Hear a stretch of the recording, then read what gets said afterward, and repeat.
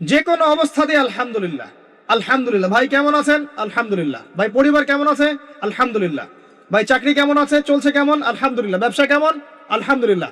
এটা হচ্ছে সেই বান্দা নিদর্শন যার মনের মধ্যে আল্লাহর প্রতি ভক্তি শ্রদ্ধা আছে, যার মনের মধ্যে আল্লাহর নূর আছে। তার নিদর্শন হচ্ছে সে সব সময় শুকরিয়া আদায় করবে। একটা এক্সাম্পল দিচ্ছি, দেখেন ইব্রাহিম আলাইহিস সালাম ওই থাকতেন, আর এই যে এইখানে মক্কায় তার একজন স্ত্রী হাজারা আলাইহিস সালাম, ওইখানে একজন স্ত্রী সারা আলাইহিস সালাম। মনে আছে ঘটনা?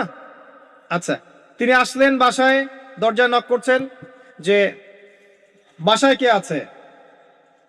দরজার পিছন থেকে বলা হচ্ছে যে আমি।